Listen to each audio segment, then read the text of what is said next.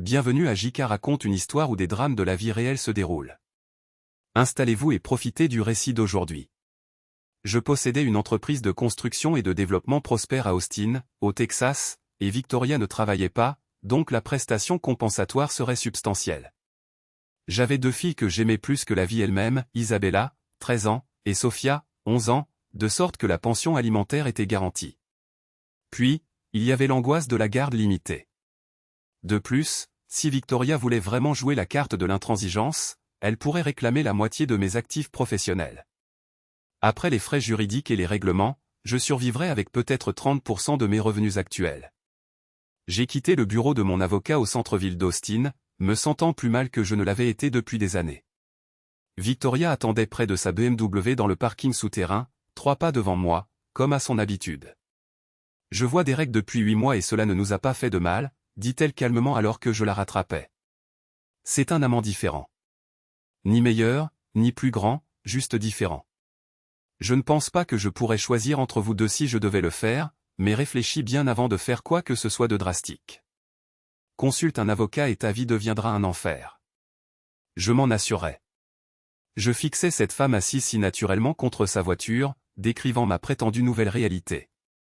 Qui était cette personne? Elle n'était certainement pas la femme que j'avais épousée il y a 16 ans. Celle à qui j'avais tout confié. Au moins, je n'aurai plus à me cacher, ajouta-t-elle.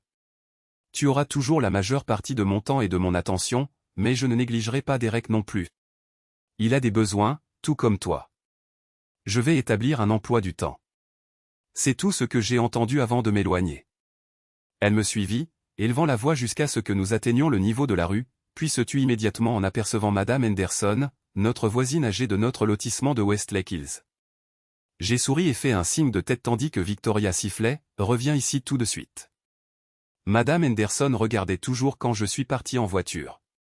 Je suis resté absent pendant 2 jours.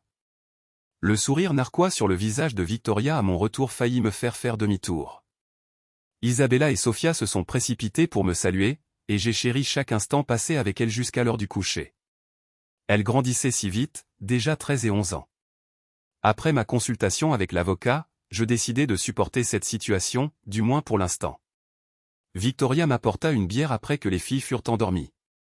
Je la posai sur la table basse, sachant que je ne boirais plus jamais rien de ce qu'elle m'offrirait. « Je suis contente que tu sois revenu à la raison, » dit-elle, se calant avec cette expression familière et confiante. « Je savais que tu le ferais. Eh bien, nous continuerons comme avant. Le seul changement est que chaque week-end, une nuit, j'aurai un rendez-vous et je rentrerai tard. Mais je rentrerai pour que les filles ne s'inquiètent pas. » J'ai effacé ce sourire suffisant de son visage avec le discours que j'avais répété. Qui a dit que j'étais revenu à la raison, commençai-je. Voici ce qui va réellement se passer. Je resterai là pendant les 4 prochaines années et 8 mois, jusqu'à ce qu'Isabella ait 18 ans. Ensuite, je m'en vais. Sophia aura un peu plus de 16 ans, donc elle pourra s'en sortir. Dans tous les cas, je m'en vais. Je fis une pause, observant son visage changer, puis continuer avant qu'elle ne puisse réagir. Dès maintenant, cette partie de notre mariage est terminée. Si tu partais demain, je ne partagerai toujours pas de lit avec toi. C'est fini pour toujours.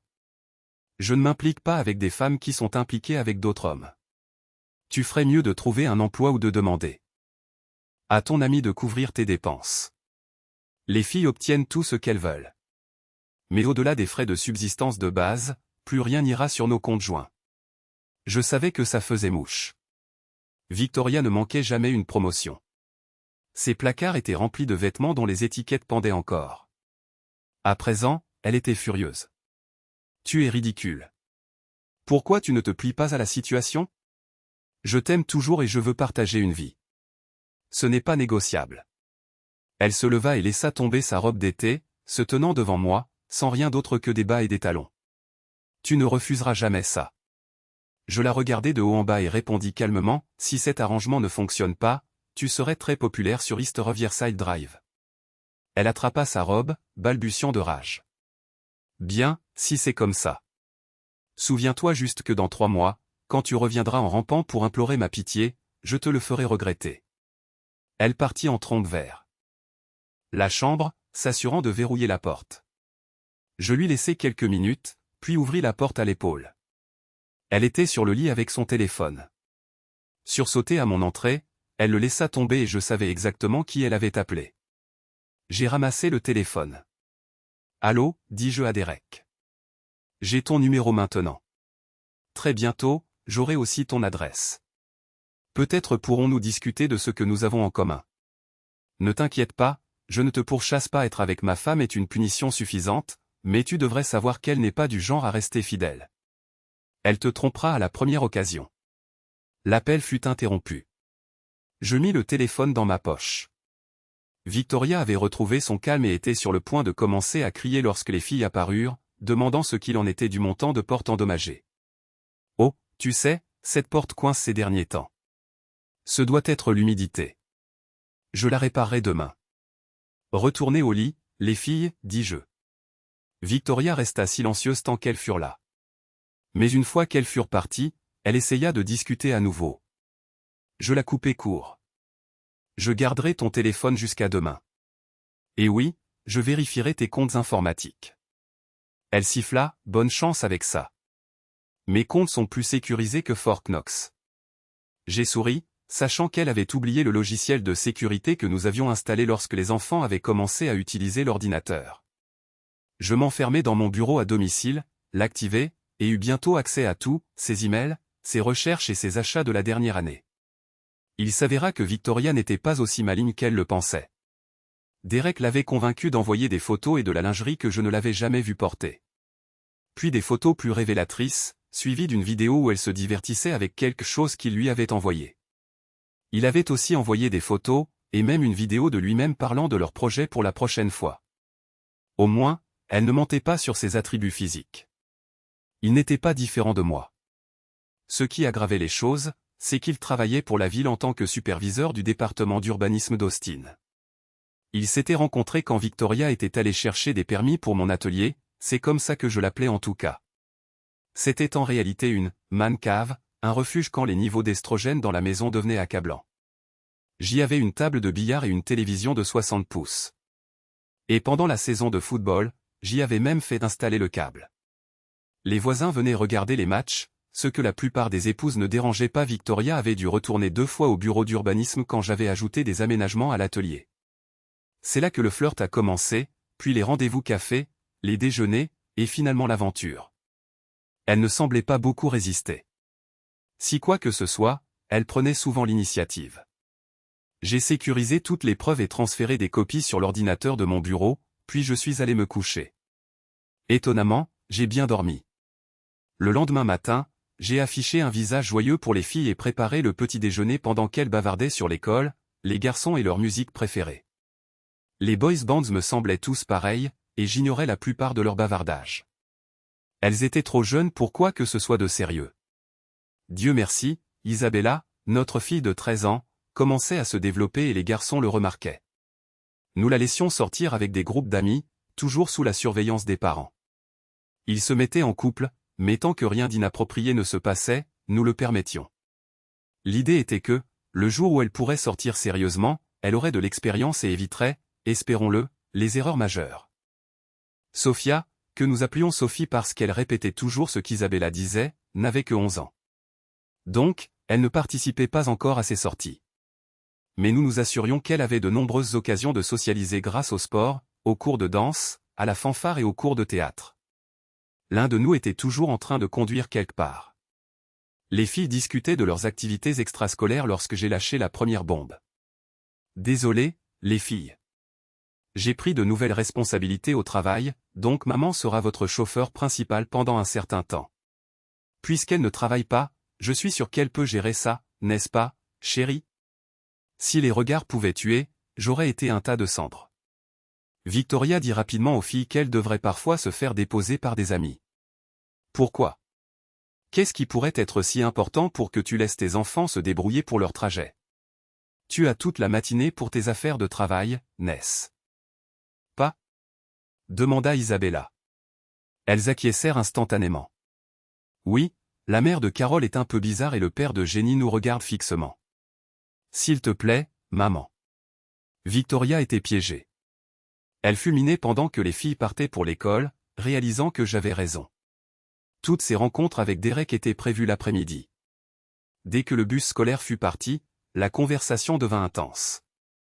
Tu sais, c'est la différence entre nous, dis-je.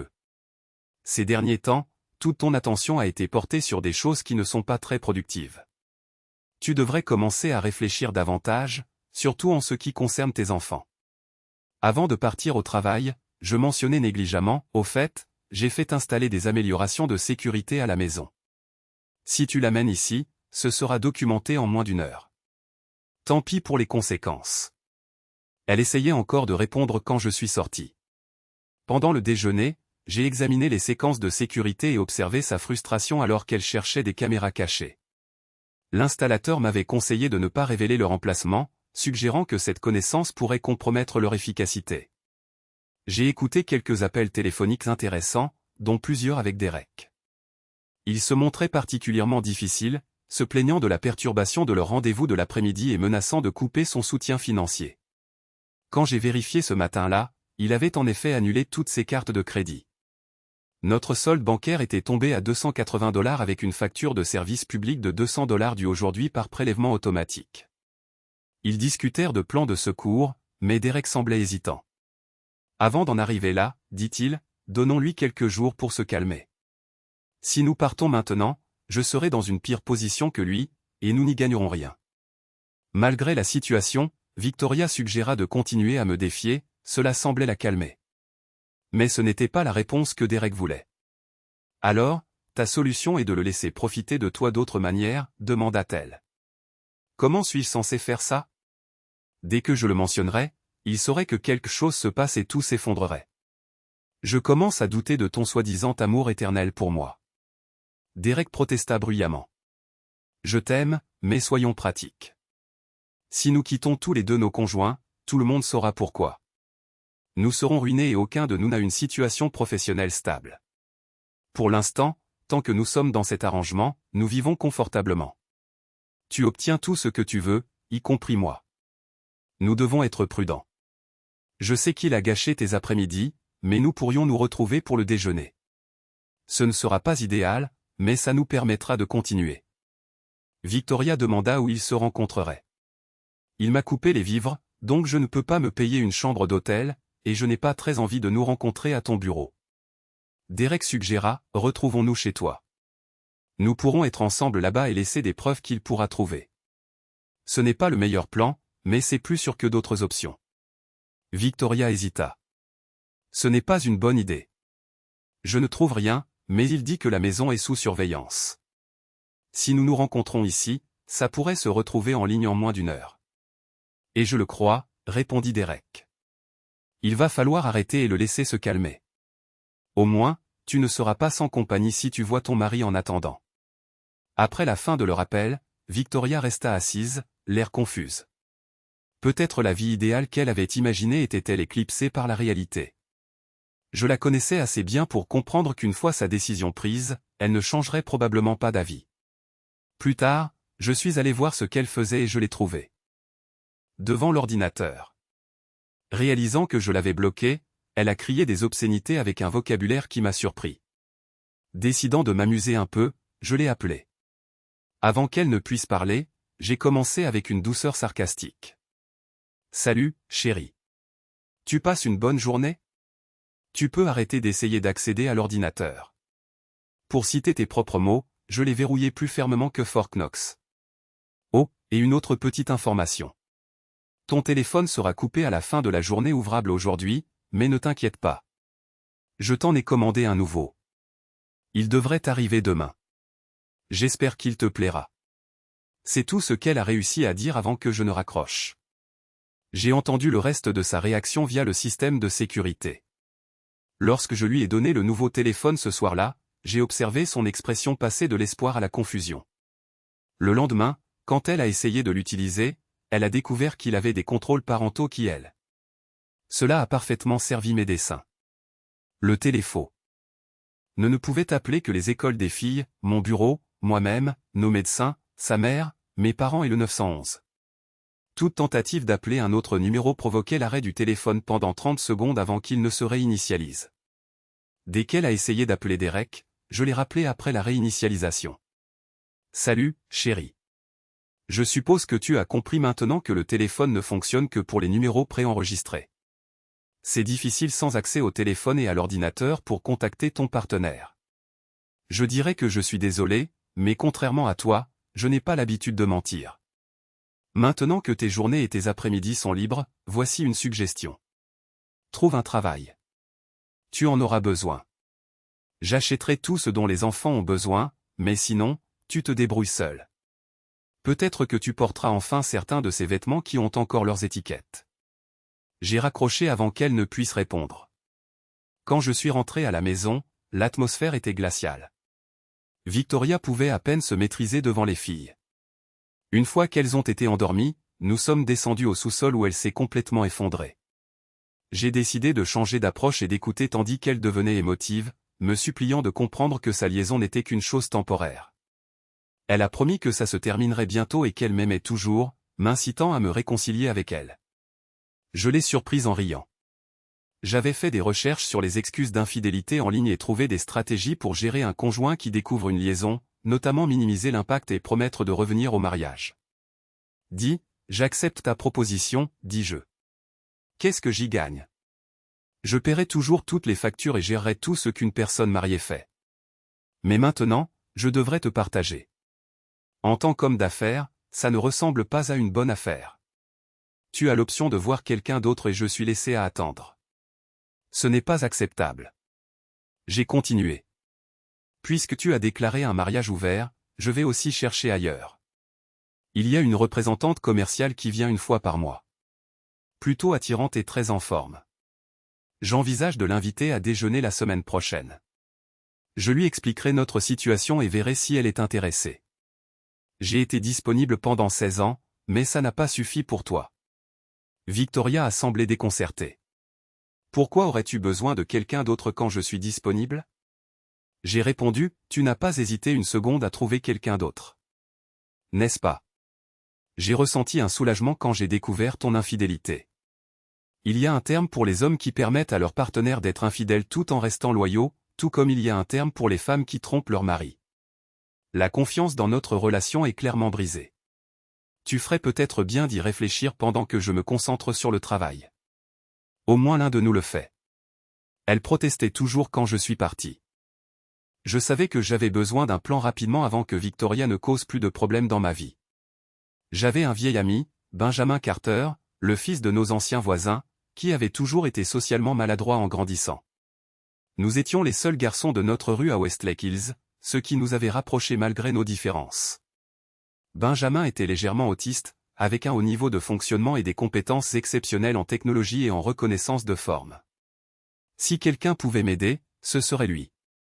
Il concevait des logiciels depuis l'âge de 14 ans, vendant son premier programme à 16 ans. Maintenant, à 38 ans, il avait transformé ce succès précoce en une société de capital risque spécialisée dans les startups technologiques. Bien qu'il préférât travailler en coulisses en tant qu'analyste, tandis que d'autres s'occupaient des relations avec les clients, son manoir dans les collines valait plus de 10 millions de dollars grâce à ses investissements judicieux et à son don pour identifier les technologies prometteuses avant qu'elles ne deviennent courantes. Fait intéressant, il était marié à une autre femme avec un haut niveau de fonctionnement, à qui je l'avais présenté quelques années plus tôt lors d'une de mes rares fêtes. Catherine était la fille d'un de mes principaux clients, d'habitude plutôt recluse, mais elle avait insisté pour que son père l'amène, affirmant que quelque chose d'important allait se produire, bien que moins douée analytiquement que Benjamin. Catherine était d'une beauté époustouflante et avait une intuition étonnante pour les gens. Quand elle l'a rencontré pour la première fois, elle lui a pris la main et a dit « 17 juin », fixant apparemment leur date de mariage. La cérémonie a eu lieu à la cathédrale épiscopale Saint-Matthieu du centre-ville. Quand quelqu'un a demandé à Benjamin de présenter sa mariée et d'expliquer comment ils s'étaient rencontrés, il a rougi, mais Catherine a pris la parole. « Je suis Catherine Carter, et nous nous sommes rencontrés à une fête. » C'est toute l'histoire. Elle n'a pas mentionné que c'était à cette même fête qu'elle avait choisi sa bague de fiançailles. Et le lendemain, Benjamin lui avait donné une carte de crédit pour l'acheter. Ils étaient ensemble depuis 8 ans maintenant. Leur fille avait 7 ans, et mes filles l'adoraient comme une petite sœur. Il n'était pas rare que je rentre à la maison et trouve le SUV de Catherine dans l'allée, avec la conductrice qui attendait dans la cuisine, sirotant un café et bavardant avec Victoria. La conductrice s'illuminait toujours à mon arrivée, me saluant avec un sourire sincère. Alexander Rodriguez, que tout le monde appelait Alex, était une ancienne professionnelle militaire remarquable, ceinture noire dans plusieurs disciplines. Elle faisait partie de l'équipe de pistolets sponsorisée par le département de police d'Austin et remportait souvent des trophées. Je l'avais employée une fois et la trouvais brillante dans son travail, bien qu'elle semblât souvent s'ennuyer. Catherine était passée un jour pour discuter d'un événement social, et comme j'étais en réunion, Alex lui avait tenu compagnie. Au moment où je suis sorti, j'avais perdu une employée. Il s'est avéré que c'était une combinaison parfaite. Alex a emménagé dans un petit appartement du manoir des Carter avec une entrée privée. Malgré leur richesse, Benjamin et Catherine ne sortaient pas beaucoup. Alex était sur le point de démissionner par ennui quand un incident s'est produit. Quelqu'un a tenté d'attaquer l'enfant d'une famille riche, mais Alex est rapidement intervenu et a neutralisé la menace. Les images de sécurité ont montré son action décisive, et elle a été retenue comme garde du corps et nounou de la famille. Victoria fronçait souvent les sourcils devant nos échanges ludiques, qui étaient toujours inoffensifs. Tandis qu'Alex me donnait de chaleureuses étreintes qui me soulevaient du sol, faisant rire les filles. Les filles avaient voyagé avec eux plusieurs fois vers des lieux exotiques. Bien que nous fussions invités, Victoria trouvait toujours des raisons pour que nous restions à la maison. À leur retour de ces voyages, j'étais impressionné par les photos, en particulier celles d'Alex dans divers décors. Malgré les réserves de Victoria, nos familles étaient étroitement liées, et je leur faisais confiance à tous implicitement. Benjamin a été surpris par ma visite, mais Catherine l'a été moins. J'avais senti une tension lors de nos récentes rencontres, et lors de notre dernière fête, j'avais surpris Catherine dans le jardin assise anormalement près d'un autre invité. Quand elle m'a vu, elle s'est rapidement éloignée, et j'ai eu l'impression fugitive d'avoir juste manqué d'être témoin de quelque chose d'inapproprié. Elle a semblé m'éviter pendant le reste de la soirée, restant près de Benjamin. J'avais l'intention d'aborder le problème, mais je n'avais pas trouvé de preuves suffisamment concrètes pour l'affronter à propos d'une éventuelle indiscrétion. « Qu'est-ce que tu veux exactement, Michael ?» a demandé Benjamin pendant notre conversation. « Je veux garder mes filles dans ma vie. C'est la chose la plus importante pour moi. Je veux aussi que Victoria fasse face aux conséquences de ses actes. C'est fini entre nous, bien qu'elle ne le réalise pas encore. Quand elle le fera, je m'attends à ce que les choses se gâtent. Je ne veux pas finir fauché et seul quand tout sera dit et fait. » Benjamin a hoché la tête et a posé des questions sur notre maison. Nous avions obtenu une très bonne affaire dans un vieux quartier de Westlake Hills avec de grands terrains et des arbres matures. Nous l'avions acheté pour environ 60% de sa valeur marchande car l'ancienne propriétaire ne l'avait pas entretenu. Elle a reçu suffisamment de la vente pour profiter de ses jours dans une belle résidence pour personnes âgées. Et j'ai obtenu une maison de 2 étages de 4400 pieds carrés avec un sous-sol complet. Nous l'avions achetée quand les filles étaient très jeunes, c'était donc la seule maison qu'elles aient jamais connue. Nous avons dépensé chaque dollar disponible pendant 5 ans pour la restaurer, et maintenant elle valait plus de 2 fois notre investissement. Victoria adorait l'endroit, et je savais qu'elle se battrait pour le garder après le divorce. La conversation a changé quand Benjamin a posé des questions sur le sous-sol et le travail que nous y avions fait. Nous l'avions laissé inachevé avec des plans vagues pour l'aménager afin que les filles puissent y recevoir des amis. Selon mon estimation, le sous-sol mesurait près de 1100 pieds carrés. Michael, a suggéré Benjamin, envisage de le transformer en un bel appartement, en ajoutant une allée séparée et en le faisant recabler avec un tableau électrique séparé. De cette façon, il est complètement indépendant du reste de la maison. Si tu finis par divorcer, tu aurais ton propre espace et un accès complet à tes enfants. Victoria ne pourrait pas s'y opposer. Vos vies seraient séparées, et tu n'aurais pas à la voir si tu ne le voulais pas. Je ne peux imaginer un juge rejeter un tel plan, surtout quand il bénéficie aux enfants. J'ai réalisé que je n'avais pas considéré cette option auparavant, probablement parce que je ne suis qu'un homme ordinaire, pas quelqu'un avec l'esprit analytique de Benjamin. Alex a offert une autre perspective, bien que je n'étais pas favorable à des mesures plus drastiques. J'avais encore un certain respect pour Victoria en tant que mère de mes enfants, alors je voulais aborder la situation avec prudence.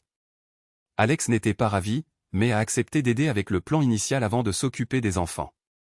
Elle a laissé entendre qu'elle avait des sentiments pour moi et a conseillé la prudence maintenant que j'étais sur le point d'être célibataire.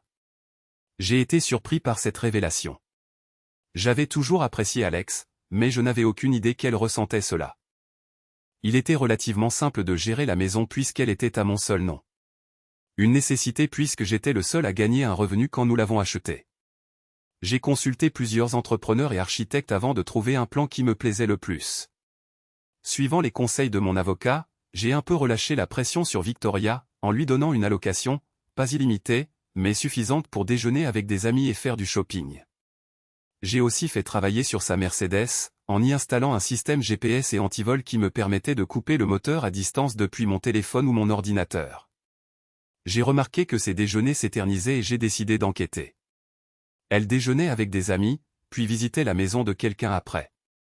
En utilisant le GPS, j'ai surveillé sa prochaine sortie déjeuner. Et quand elle a commencé à se diriger vers le quartier de Derek, j'ai coupé la voiture à distance. Elle a appelé paniquée. La voiture s'est arrêtée et ne veut pas démarrer. Je suis coincé. Où es-tu? Elle a dû me dire qu'elle était à l'autre bout de la ville par rapport à la maison. Qu'est-ce que tu fais là au juste? J'allais passer chez Beverly.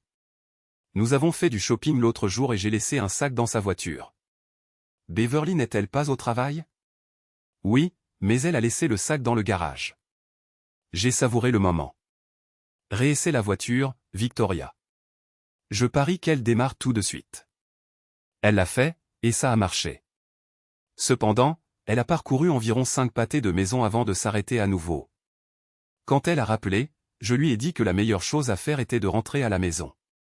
Elle n'a pas compris immédiatement, mais a commencé à rentrer. Quand la voiture a calé 2 fois de plus, elle a commencé à comprendre. J'ai enregistré sa frustration, y compris le fait qu'elle dise à Isabella de quitter la pièce quand Isabella a essayé de la réconforter. Le regard de peur dans les yeux de mon enfant était déchirant, mais le mal était déjà fait. Les choses étaient tendues entre elles par la suite. Quand Victoria a posé des questions sur la construction du sous-sol, je lui ai dit qu'il était temps de l'aménager pour les filles, car elles auraient bientôt besoin de leur propre espace. Elle a interprété cela comme mon acceptation de son mode de vie. Victoria a utilisé une partie de son allocation pour acheter un téléphone prépayé, que j'ai découvert et fait surveiller. Il semblait y avoir des problèmes dans leur plan. Apparemment, ils avaient pris des dispositions pour quitter leur conjoint et s'installer dans ma maison, moi couvrant la plupart des dépenses. Mes actions avaient perturbé leur calendrier. Peut-être que nous devrions annuler tout ça, du moins pour un temps, a dit Victoria lors d'un appel. Il ne réagit pas comme nous l'espérions. Et j'ai peur qu'il fasse quelque chose de drastique. Derek a ricané. Il ne va rien faire. Tu le tiens à cause des enfants. Tu sais, il ne fera rien pour leur faire du mal. Peut-être pas eux, mais nous sommes une cible facile. Je l'ai vu au travail. Il peut être assez impitoyable quand c'est nécessaire. Il m'a rendu la vie difficile, mais il n'a encore rien fait de drastique. Tu es différent. Tu as un travail très public. Une liaison avec la femme d'un homme d'affaires local éminent ferait la une des journaux. Tu serais sans emploi avant que l'histoire n'éclate. Et où serions-nous alors? Comment l'expliquerais-tu à ta femme? Ou lui as-tu déjà dit que tu l'as quitté pour une autre femme? Il y eut un long silence et le ton de Victoria était clairement tranchant lorsqu'elle reprit la parole. Je commence à penser que tu as plus à perdre que mon mari. Vas-y et dis-lui avant que mon mari ne le fasse.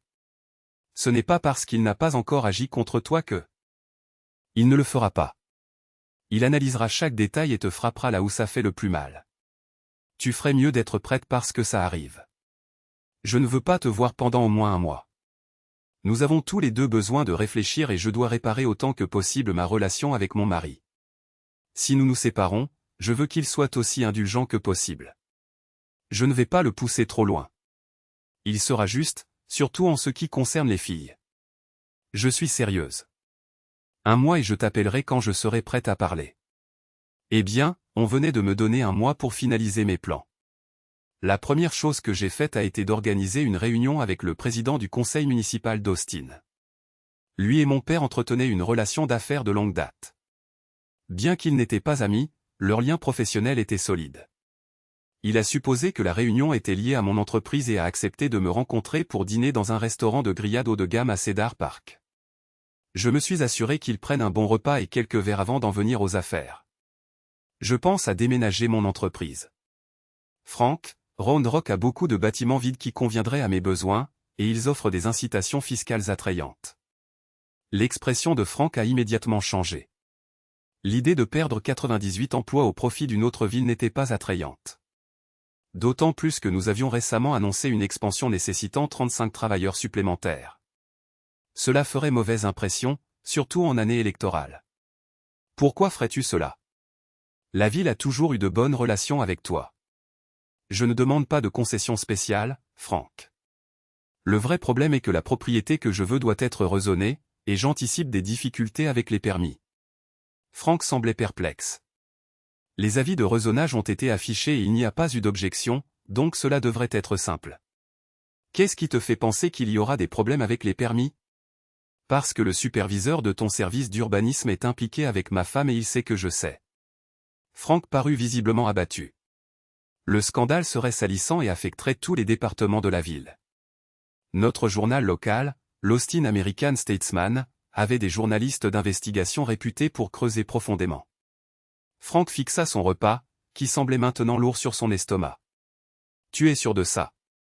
J'ai des preuves vidéo et audio, y compris des scènes où il est filmé dans son bureau, montrant un comportement non professionnel pendant les heures et sur la propriété de la ville. Que veux-tu? Son poste serait bien, mais à part ça, rien pour le moment. J'ai des projets de rénovation pour ma maison qui nécessitent une approbation si possible sans son implication. Je vais m'en occuper. Je suis sûr qu'il y a une conférence de formation à laquelle la ville peut l'envoyer. 3 jours devraient suffire. Ce serait utile, Frank. J'attendrai après les élections, mais ensuite je prévois de prendre d'autres mesures. J'espère que cela te donne suffisamment de temps pour gérer la situation. Nous nous sommes séparés, sachant que notre relation professionnelle avait changé définitivement. Désormais, Frank redouterait probablement toute demande de réunion. Il y a effectivement eu une conférence, et j'ai fait en sorte que l'entrepreneur fasse passer les documents sous la direction du remplaçant temporaire de Derek. Les travaux ont commencé le jour suivant.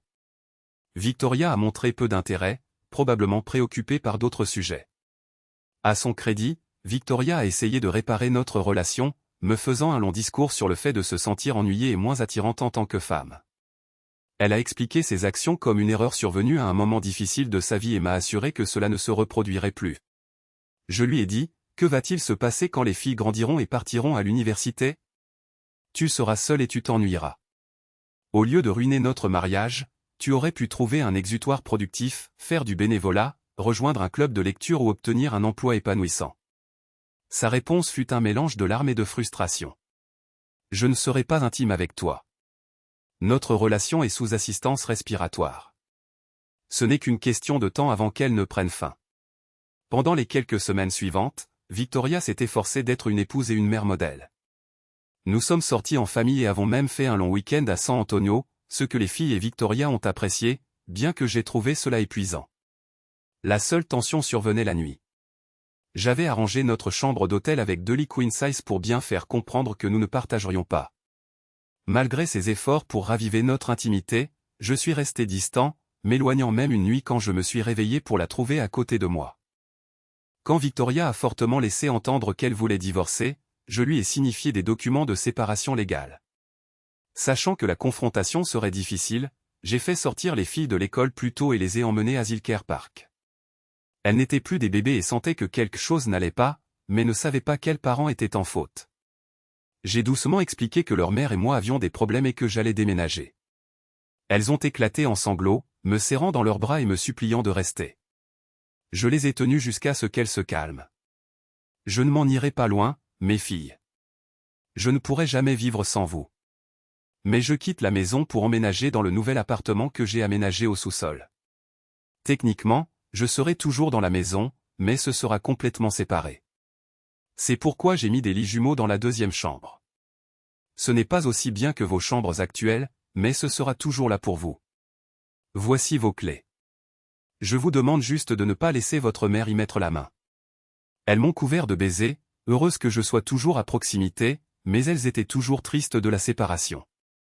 Je les ai un peu réconfortées en leur promettant une virée shopping le samedi pour décorer leur nouvelle chambre comme elles le voulaient. Quand nous sommes rentrés à la maison, j'ai envoyé les filles au sous-sol pour qu'elles découvrent leur nouvel espace et voient ce qu'il fallait. Victoria m'a rencontré à la porte, criant à plein poumon. Je savais que j'avais pris la bonne décision. Son éclat était si fort que les voisins ont appelé la police.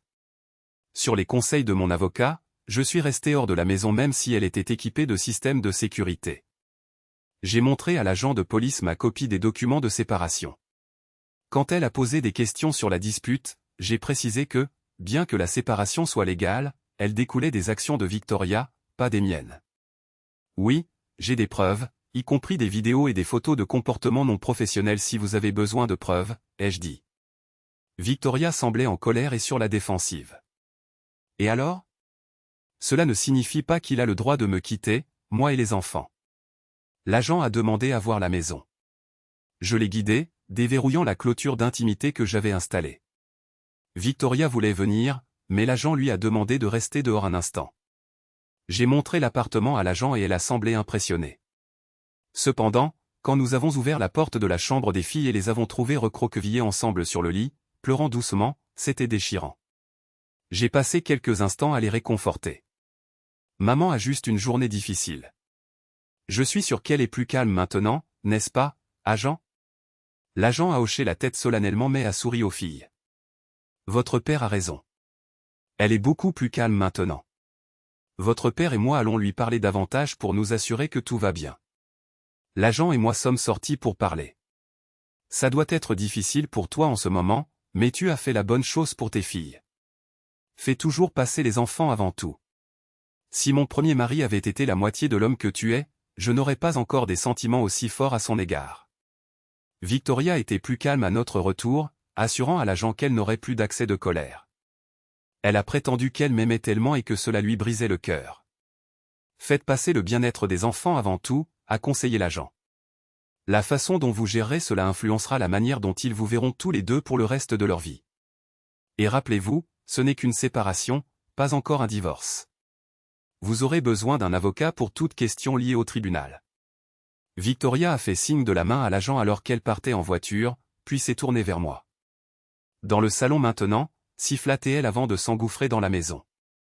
J'ai profité de l'occasion pour verrouiller le portail derrière moi et je suis entré, sécurisant la porte supérieure avec 2 verrous et 3 loquets de sécurité. La porte inférieure était fortifiée de manière similaire, choisie pour ses qualités insonorisantes. Victoria pouvait faire tout le bruit qu'elle voulait, nous ne l'entendrions pas. Les filles sont restées avec moi jusqu'à l'heure du coucher. Je les ai assurées que maman allait bien et qu'elle se calmerait bientôt. Une fois qu'elles ont été endormies, j'ai appelé Victoria. Écoute attentivement. Les filles vont passer par la porte d'entrée dans quelques secondes. La façon dont tu agiras avec elles maintenant déterminera ta relation avec elles plus tard. Alors, fais ce que j'ai fait, pense à elles d'abord. J'ai raccroché et les filles n'ont pas appelé d'en haut. Ce devait donc être une nuit calme. V. Victoria a bien pris un avocat et a atteint le plafond de la carte de crédit que je lui avais laissée, organisant une audience d'urgence avec un juge. La juge, une femme d'une quarantaine d'années, les yeux fatigués de traiter des litiges familiaux, écouta attentivement. Monsieur Thompson, pourquoi avez-vous déposé des documents de séparation? Votre honneur, ma femme est impliquée avec un autre homme depuis au moins 9 mois, de son propre aveu. Quand je l'ai découvert, elle a clairement fait savoir qu'elle n'avait aucune intention de mettre fin à l'aventure et s'attendait à ce que je l'accepte. J'aurais peut-être pu accepter cela si cela ne nous concernait que nous, mais nous avons 2 filles de 11 et 13 ans, et je ne voulais pas les exposer à ce mode de vie à leur jeune âge. Si ma femme conteste cela, je peux fournir des preuves vidéo et audio. Tout obtenu légalement. La juge a regardé Victoria, qui baissa la tête, puis s'est tournée vers moi avec un léger sourire. J'apprends que vous avez déménagé de la maison. À quelle distance estimez-vous être de vos filles? Environ 6 pas, madame. J'ai rénové notre sous-sol en un appartement séparé. Il est complètement indépendant du reste de la maison. Je n'ai aucune raison d'entrer dans la maison principale sauf sur invitation.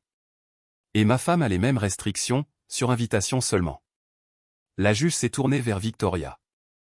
Il semble que vous deviez prendre des décisions, Madame Thompson. Si vous voulez vraiment sauver votre mariage, vous devez réfléchir à vos choix récents. Si c'était une action en divorce, je recommanderais une thérapie. Cependant, ce n'est qu'une séparation à l'essai. Vous pourriez finir par vous remettre ensemble. Nous avons été conduits hors de la salle d'audience et nous nous sommes retrouvés sur le parking du palais de justice sur Congress Avenue. Tu es vraiment en colère, n'est-ce pas? Demanda Victoria. Quelle question. Je le suis, bien que pas autant qu'avant. Ce que je ressens le plus maintenant, c'est de la tristesse. J'ai toujours pensé que la seule façon dont nous pourrions être séparés serait quand l'un de nous décéderait. Maintenant, je sais que cela n'arrivera pas. Ma colère me pousse à dire que j'ai gâché des années avec toi, mais nous avons les filles, donc ce n'était pas un gâchis. J'étais dans mon camion avant qu'elle ne puisse répondre. J'ai regardé dans le rétroviseur en partant, la voyant dans sa voiture, visiblement bouleversée. Dans le passé, je l'aurais réconfortée, lui disant que quoi qu'il arrive, nous serions toujours là l'un pour l'autre. Maintenant, j'ai juste soupiré et me suis dirigé vers la maison. Pendant les 3 semaines suivantes, nous avons coexisté, elle à l'étage, moi en bas. Victoria était contrariée quand les filles ont refusé de la laisser entrer dans mon appartement, essayant de faire pression sur elle, mais elles ont tenu bon. Un jour, j'ai frappé à sa porte. Elle semblait surprise de me voir puisque je ne lui avais pas parlé depuis l'audience du tribunal. Avant qu'elle ne puisse parler, je lui ai donné des instructions. Suis-moi. Les filles ont appris à cuisiner sur le grill à gaz et nous ont préparé le dîner. Viens et ne gâche pas ça pour elle. Elle a suivi en silence. Les filles, vêtues de tabliers surdimensionnés et de toques de chef, l'ont serrée dans leurs bras et l'ont menée à notre table de patio où nous avons pris un repas de poulet en croûte d'herbe, de légumes grillés, d'épis de maïs et de salade de tomates. Elles ont même eu un dessert, un cheesecake qu'elles avaient fait à partir d'un mélange. Victoria, à son crédit, n'a rien dit de négatif, a complimenté les filles sur leur talent culinaire et a aidé à débarrasser la table. Après le dîner, je lui ai fait visiter l'appartement, y compris leur chambre. Isabella avait commencé à dormir en bas la plupart des nuits, tandis que Sophie restait à l'étage sauf les week-ends. Je savais que l'appartement était plus petit que ce à quoi elles étaient habituées, alors je leur ai donné un accès limité à l'atelier. Elles avaient branché un système de jeu à la grande télévision et recevaient occasionnellement des amis pour des soirées pyjama. C'étaient principalement des filles, mais parfois des garçons se joignaient à elles, et une ou deux mères restaient jusqu'au départ des garçons, parfois Victoria. La plupart des nuits, c'était la livraison de pizza, mais occasionnellement les filles faisaient des grillades sous ma supervision, servant des hamburgers et des hot dogs, parfois du poulet ou du porc. À l'approche de l'été et la fin de l'année scolaire, j'ai acheté une immense piscine hors sol, ce qui a rendu les filles plus populaires que jamais.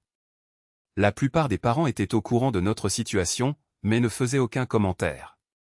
Certaines mères laissaient entendre des choses, et l'une d'elles m'a carrément dit qu'elle serait ouverte à explorer une relation si j'étais un jour disponible.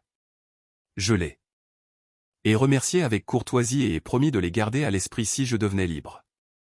Cela a mis Victoria en colère, surtout quand ces interactions se produisaient devant elle.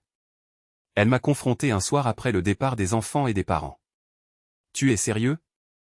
Cette femme t'a pratiquement grimpé sur les genoux pendant que tu mangeais. Tu as idée à quel point c'était embarrassant pour moi. » Pas vraiment. Penses-tu que c'était aussi embarrassant que de découvrir que ton conjoint était impliqué avec quelqu'un d'autre et que toutes ses amies le savaient et l'avaient même aidé à le cacher? Si c'est le cas, je peux compatir. De plus, nous étions assis à une table de terrasse bondée, avec les enfants juste à côté. Je t'ai aussi dit dès le début que je n'avais pas l'intention de rester célibataire. Je n'avais pas réalisé qu'elle avait 3 tatouages, dont un est clairement provoquant. Heureusement, il n'est visible que lorsqu'elle est peu vêtue. La réaction de Victoria fut sans équivoque. Alison, grande séductrice, avait rejoint sa fille, plusieurs autres mères et 2 pères pour une fête à la piscine que les filles avaient organisée. Il y eut un problème de maillot qui exposa plus d'elle qu'elle ne l'avait voulu, et elle rattacha rapidement son haut, rougissant profondément tandis que les maris et moi ne pouvions nous empêcher de remarquer. Victoria parut bouleversée. Ce n'était pas une situation qu'elle s'attendait à gérer.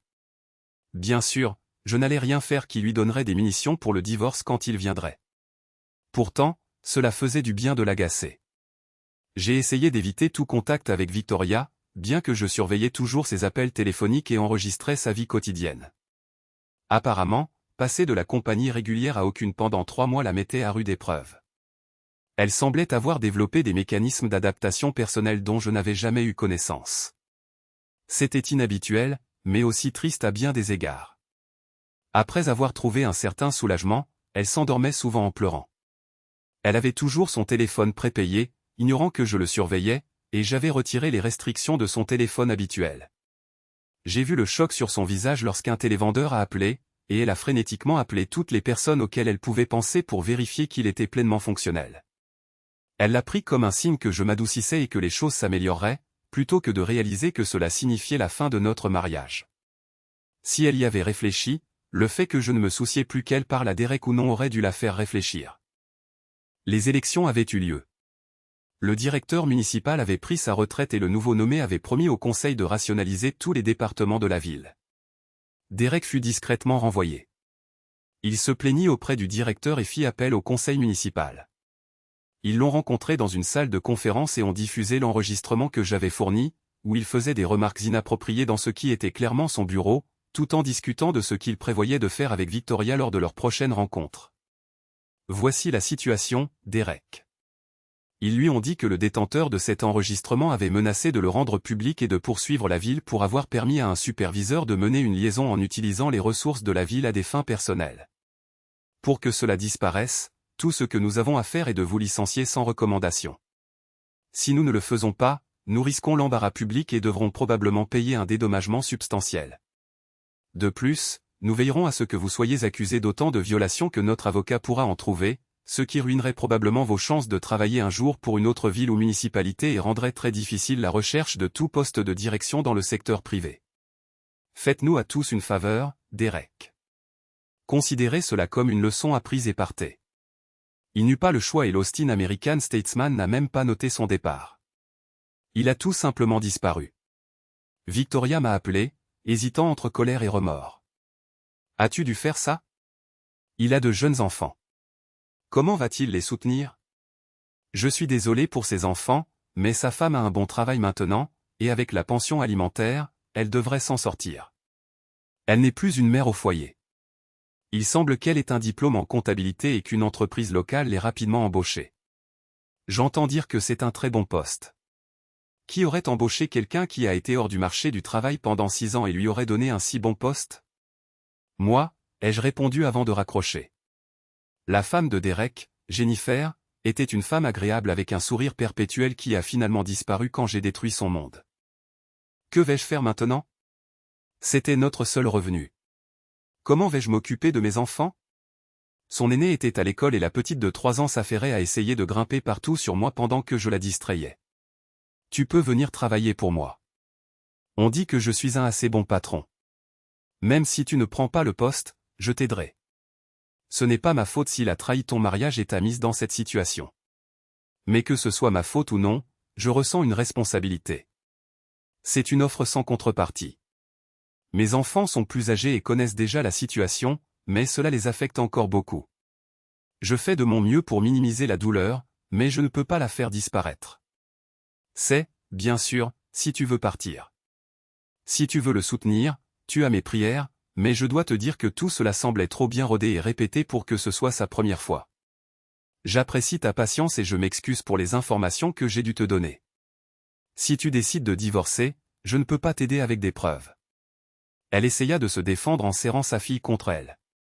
Elle m'a rappelé 3 jours plus tard d'une voix tendue et contrôlée, me disant que Derek n'allait pas lui parler de son licenciement ni de la fin de leur liaison tant qu'elle ne l'aurait pas confronté.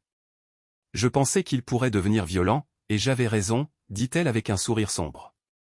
Une ecchymose faciliterait l'envoi en cellule et l'obtention d'une ordonnance de restriction pour moi. Ce serait une fin appropriée à une situation terrible. Il est parti en trombe et je ne l'ai pas revu depuis. Il n'a plus d'argent car j'ai vidé les comptes le même après-midi où tu m'as dit ce qui se passait. Ce n'était pas par vengeance. Enfin, pas vraiment. Il a 2 jeunes enfants et ils ont des besoins. Je n'allais pas les laisser manquer de quoi que ce soit à cause de ses erreurs. J'ai de quoi vivre pendant 3 mois. Votre offre d'emploi tient toujours? Elle a commencé à temps partiel la semaine suivante. J'étais ravi de voir à quel point elle était perspicace, et nous avons mis en place un arrangement où elle serait au bureau la moitié du temps et travaillerait à domicile le reste du temps. Cela l'a énormément aidé avec la garde d'enfants. Mon personnel n'était pas dupe. Et quand la photo de Victoria a disparu de mon bureau, remplacée par d'autres photos des filles, ils ont compris. Ils ont même offert leurs condoléances avec prudence, à l'exception d'une personne, Rachel, qui avait toujours détesté Victoria parce qu'elle croyait que Victoria avait eu un comportement inapproprié avec moi, provoquant une scène lors d'une fête d'entreprise qui avait laissé Rachel en larmes. J'avais confronté Victoria le lendemain matin, lui donnant une réprimande sévère. Après qu'elle ait dégrisé et réfléchi à la situation, j'ai réalisé que c'était à peu près au moment où elle avait commencé sa liaison avec Derek. Cela semblait être un cas de projection. Si elle avait une liaison, alors moi aussi. J'avais dû menacer de couper les vivres à Victoria pendant un mois avant qu'elle ne vienne au bureau et s'excuse auprès de Rachel. Rachel a accepté les excuses et elles se sont serrées dans les bras pour montrer qu'il n'y avait pas de rancune. Je pouvais voir la plupart de mon personnel observer et les marques de soutien semblaient sincères. Victoria est entrée dans mon bureau en souriant après coup. J'ai entendu dire que vous pouviez me virer si vous vouliez, patron. Mais je suis contente que vous soyez un homme trop bien pour ça. Elle a ajouté, vous ne l'avez jamais vu. Mais Rachel a toujours été en compétition avec les femmes ici quand vous n'étiez pas là. On va tirer aux cartes pour voir qui aura le droit de vous draguer en premier. Rachel était une rousse mince, confiante, et savait s'habiller professionnellement tout en se faisant remarquer. Elle avait 12 ans de moins que moi et était dans une relation sérieuse avec un homme gentil que je pensais qu'elle épousait tôt ou tard. J'avais déjà promis de la conduire à l'hôtel et de payer pour la lune de miel dans la mesure du raisonnable, donc je savais qu'elle n'était pas sérieuse. Je l'ai choquée en répondant, puisque nous sommes seuls, je pourrais bien accepter cette offre. J'ai toujours été curieux de cette chevelure rousse naturelle qui est la vôtre.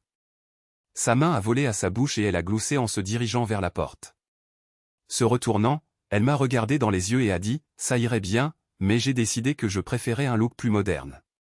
Si vous ne me croyez pas, demandez à Jerry. Je lui ai promis que ce serait notre premier sujet de conversation la prochaine fois que nous serions ensemble, et je l'ai écouté rire tout le long du couloir. Cela m'a fait sourire pour le reste de la journée. Et je n'étais plus aussi sérieux qu'avant. Les autres dames l'ont remarqué, et Rachel a dû mentionner quelque chose car chaque fois que j'étais de mauvaise humeur ou en colère, l'une d'elles disait quelque chose pour me remonter le moral.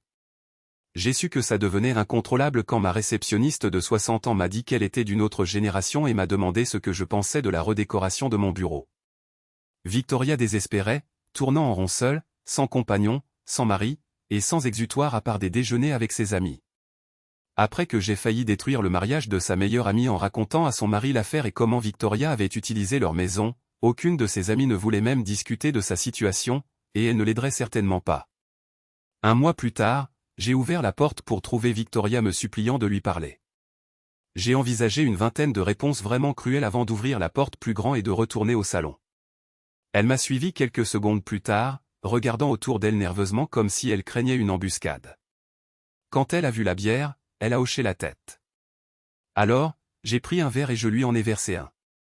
Elle l'a goûté et a examiné le verre de plus près. Qu'est-ce que c'est ? C'est une bière trappiste importée. Si tu n'aimes pas, j'ai plusieurs autres variétés que tu pourrais trouver intéressantes. Es-tu devenu alcoolique ? J'ai regardé ma montre. 3h02 avant qu'elle ne réussisse à m'agacer. Non, je ne suis pas devenu alcoolique. J'ai décidé d'opter pour la qualité plutôt que la quantité. Ce sont des bières de dégustation, pas des bières de fête. Il me faut généralement environ 2 semaines pour finir un pack de 12. J'ai bien peur que ça ait des teints sur les filles. Si tu regardais dans mon frigo, tu verrais des sodas artisanaux, des root beers et des saveurs de fruits exotiques être les plus populaires. Et toi ? Tu as forcé sur le vin. Je savais, grâce aux caméras de sécurité, qu'elle buvait presque une bouteille par nuit, bien plus que lorsque nous vivions ensemble. Elle a rougi, me surprenant par son honnêteté. Oui, j'ai forcé. Je trouve que ça m'aide à traverser les nuits solitaires, mais je l'ai réalisé et je réduis ma consommation. Pourquoi serais-tu seul ?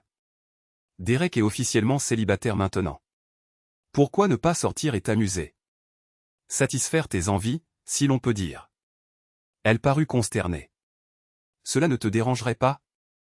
Pas plus que lorsque tu le faisais quand nous vivions encore ensemble. Au moins, vous êtes légalement séparés et en cours de divorce, donc la stigmatisation sera considérablement moindre. Elle baissa les yeux, honteuse. Nous n'avons pas été ensemble depuis longtemps. Pour être honnête, l'excitation a disparu. L'intimité, surtout parce que nous devions nous cacher, était plutôt bonne au début. Je pense que c'était plus l'adrénaline du secret que la connexion réelle. Après que tu aies découvert, ce n'était plus aussi satisfaisant. Je savais que Derek était parti depuis longtemps, ayant pris un emploi dans une petite ville de l'extrême et du Texas, près de la Louisiane. Le salaire était environ les 2/3 de ce qu'il gagnait ici, et sa pension alimentaire était basée sur son ancien salaire. Je parie que c'était une contrainte de faire ses paiements chaque semaine. Si Victoria voulait continuer cette relation, l'un d'eux devrait conduire au moins 6 heures. D'ailleurs, dit-elle, je sais que maintenant tu comprends beaucoup plus que tu ne l'admets, donc je suis sûr que tu sais qu'il est hors jeu. Pour être honnête, l'idée d'être de nouveau avec lui me retourne l'estomac. Si c'était à refaire, je ne lui accorderais pas une minute. Il ne valait pas ce qu'il m'a coûté. Il ne t'a rien coûté, Victoria. Tu as accumulé cette dette quand tu me l'as jetée à la figure et as menacé de tout me prendre si je n'acceptais pas de te laisser Conti. Elle a commencé à renifler avec de petits sanglots qui menaçaient de se transformer en pleurs. Pour une raison quelconque, cela m'a irrité. Arrête, Victoria. Toutes les larmes du monde ne vont pas arranger ça. Tu dois être venue ici pour une raison. Qu'est-ce que tu veux? Elle a relevé la tête avec un regard étonnamment déterminé. Je veux une chose, toi. Je te veux de retour. Je veux que tu me serres dans tes bras et que tu me dises que tout ira bien. Je veux que toi et les filles soyez avec moi, tous emmitouflés dans des couvertures sur ce grand canapé, à manger du popcorn et à se moquer du film que nous regardons jusqu'à ce qu'elles s'endorment, chacune s'accrochant à l'un de nous. Je veux me sentir aimé à nouveau. Pas vide et creuse, juste à marquer les jours. Je sais que mes promesses ne signifient plus rien pour toi maintenant, mais je te supplie de me donner une chance de prendre un nouveau départ, de me rattraper. Ce petit discours semblait l'avoir beaucoup épuisée. Elle a soupiré en se levant. Réfléchis-y un peu. Je n'attends pas de réponse tout de suite. Avant de partir, tu veux bien me prendre dans tes bras? Juste une seconde. Victoria avait l'air perdue et malheureuse. Alors, je l'ai serrée dans mes bras, la laissant pleurer sur mon épaule pendant quelques minutes. Elle s'est finalement retirée, m'a remercié et est partie. Je suis resté assis sur le canapé pendant longtemps jusqu'à ce qu'Isabella entre et demande où était le dîner. J'ai montré le menu affiché sur le presse-papier à côté du réfrigérateur. Choisissez, ai-je dit. Elle a dû appeler Sophie parce qu'elle est descendue et elles ont débattu entre du poulet frit chinois, des pizzas ou des hamburgers avant de se décider pour le astérisque Saint-Jean astérisque. Vous pouvez appeler votre mère, voir si elle veut se joindre à nous. Si vous voulez. Sophie est remontée en courant et 10 minutes plus tard, elle est revenue avec Victoria.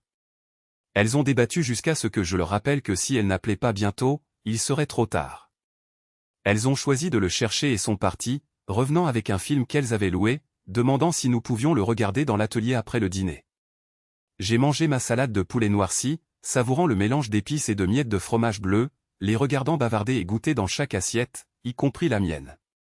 Sophie avait été courageuse et avait commandé des beignets de crocodile, qui n'étaient pas mauvais. Après le dîner, nous sommes allés à l'atelier et nous nous sommes tous assis sur le canapé en cuir. Les deux enfants entre nous comme au bon vieux temps.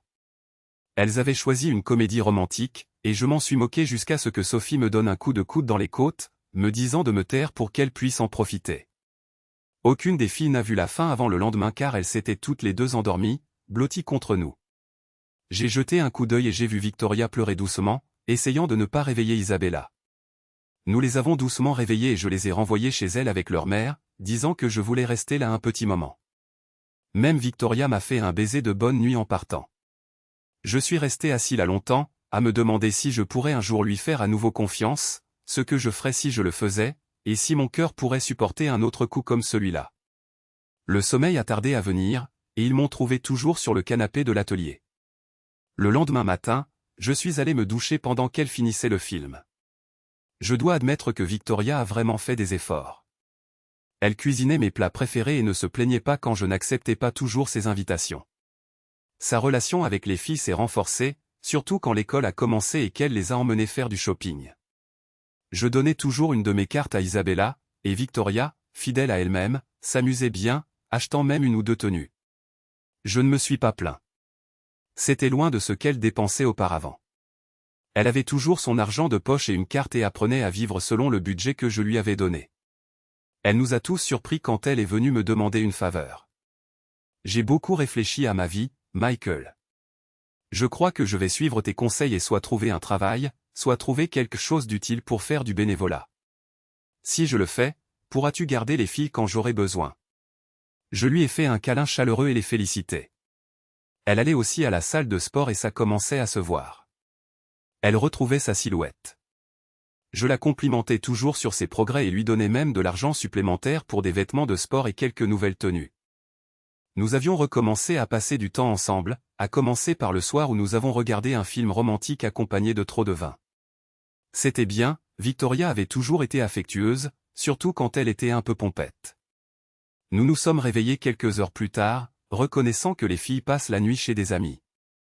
Nous avons pleinement profité de la compagnie l'un de l'autre cette nuit-là. Je me suis réveillé et elle était très attentive, et plus généreuse qu'elle ne l'avait été depuis des années. C'était surprenant car elle était habituellement plus réservée, mais en même temps, elle évitait aussi les autres relations. Je n'ai pas pu m'empêcher d'exprimer mon incertitude, et elle a rougi. Je ne sais toujours pas ce que je ressens à ce sujet. C'est la première fois que je fais ça, et je l'ai fait en guise de remerciement pour la nuit dernière et le fait que nous nous entendons mieux. Je me suis senti idiot et je me suis excusé, la remerciant de sa prévenance. Elle a souri puis s'est dépêchée d'aller à la salle de bain. « Où allons-nous à partir de maintenant ?» ai-je demandé. Elle a été sincèrement surprise par ma question. « Aussi loin que tu veux, mais à partir de maintenant, si l'un de nous a des besoins, je ne chercherai pas ailleurs pour y répondre. Je n'ai été avec personne d'autre que toi depuis des mois. Bizarrement, après avoir trompé, je suis devenu fidèle.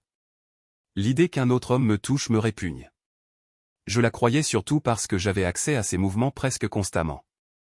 Si elle voyait quelqu'un d'autre, elle le cachait sacrément bien. 2 mois se sont écoulés et nous partagions le lit environ une fois par semaine, chacun se faufilant chez l'autre après que les enfants étaient couchés. Je suis sûr que les filles savaient qu'elles n'étaient plus des bébés, et elles passaient la nuit chez l'un ou l'autre parent au lieu des deux, habituellement chez l'autre. Victoria a obtenu un poste de bénévole auprès d'une des principales organisations caritatives, aidant à organiser des événements allant des courses caritatives aux galas et dîners formels. Les premiers mois, il s'agissait principalement d'activités diurnes le week-end. Parfois, l'une des filles l'accompagnait, parfois les deux. Je l'ai accompagnée quelques fois, ce qui semblait lui faire plaisir. À l'arrivée du temps plus frais, ils se sont déplacés vers des lieux plus intérieurs avec des événements organisés principalement la nuit. J'en ai assisté à quelques-uns, admirant sa nouvelle silhouette dans les robes que je lui avais achetées, la regardant se faire approcher par d'autres hommes et décliner poliment, souvent en me désignant. C'était agréable, et j'ai un peu fait du réseautage, mais cela m'épuisait trop de le faire régulièrement tout en dirigeant mon entreprise, alors j'ai réduit à environ un événement sur 3. Victoria a semblé déçue jusqu'à ce que je lui demande si elle aimerait que je la lève tôt, que je la traîne au travail, et qu'elle doive encore aller à son propre travail avec très peu de sommeil.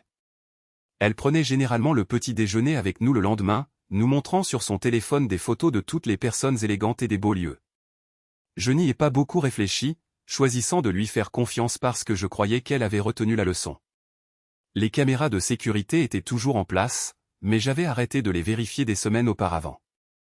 Nous nous rapprochions lentement l'un de l'autre. J'avais en grande partie tourné la page sur ce qu'elle avait fait, croyant qu'elle était sincèrement désolée et connaissant les conséquences si elle dérapait à nouveau. Mais l'orgueil ne précède pas la chute, c'est la complaisance qui le fait. Catherine m'a appelé un jour en me demandant d'amener les enfants pour le week-end, moi y compris, si je le voulais. Victoria avait un événement de 2 jours, alors nous l'avons embrassée pour lui dire au revoir, lui avons souhaité bonne chance pour le projet, et l'avons même invitée à venir dans leur propriété dans les collines et à passer la nuit. Elle a décliné, disant qu'elle serait trop fatiguée pour conduire les 35 miles supplémentaires. Elle nous a dit de nous amuser, nous a tous embrassés et a agité la main jusqu'à ce que nous soyons hors de vue. Benjamin et Catherine nous ont accueillis à la porte. Les filles ont poussé des cris de joie et se sont dépêchées d'aller enfiler leur maillot de bain pour plonger dans la nouvelle piscine. Nous étions tranquilles car nous savions qu'Alex les surveillerait le temps que nous nous installions. Je me suis finalement changé et me suis dirigé vers la piscine. Catherine a commenté à quel point mes filles avaient grandi. Isabella va devenir une belle femme, Michael. Et quand Sophie sera mûre, elle sera éblouissante. J'ai regardé les filles avec de nouveaux yeux, remarquant à quel point elles avaient grandi. Maintenant, il faut que j'achète un fusil de chasse. Les femmes adultes présentes étaient impossibles à ignorer. Catherine aimait être à l'aise chez elle, ce à quoi les parents de Benjamin avaient mis du temps à s'habituer. Pour le bien des filles, elle portait un bikini conservateur, tandis qu'Alex portait un maillot presque invisible qui n'était perceptible qu'à cause des marques de bronzage contrastantes. Je n'ai pas pu m'empêcher de la fixer. J'ai demandé à Catherine pourquoi Alex semblait distante avec moi. Tu es assez ignorant en matière de femmes, Michael. tu le sais, n'est-ce pas? Alex est contrarié parce qu'elle t'a envoyé toutes sortes de signaux quand les problèmes avec Victoria ont commencé et que tu n'as jamais répondu. Je connais ton sens de l'honneur à l'ancienne. Tu n'aurais même pas envisagé une autre femme avant d'être divorcé. Mais elle ne comprend pas pourquoi tu n'as pas simplement rompu avec Victoria. Si je l'avais fait, j'aurais été aussi mauvais que Victoria. De plus, je faisais tout en pensant aux enfants, et je ne pouvais pas me permettre le moindre soupçon de scandale si je voulais la garde exclusive. Comment ça va entre Victoria et toi, a demandé Catherine. Beaucoup mieux. Elle ne reste plus à la maison maintenant. Elle fait de l'exercice, est plus économe avec l'argent, et fait même du bénévolat pour une grande organisation caritative. Je n'ai pas encore réemménagé, mais nous avons des soirées pyjama occasionnelles. J'ai de grands espoirs pour l'avenir, a soupiré Benjamin. Et Catherine ne voulait pas me regarder dans les yeux. Nous devons parler, Michael, une fois que les filles seront couchées. Cela a gâché mon humeur pour le reste de la soirée. Les filles n'ont pas remarqué mon silence et sont parties en courant après le dîner pour regarder un film dans leur salle de cinéma de 32 places. Alex les surveillait, s'assurant qu'elles allaient se coucher en toute sécurité. Après de rapides baisers de bonne nuit, elles sont parties. Nous sommes allés au bar, une pièce aménagée comme un ancien saloon de western.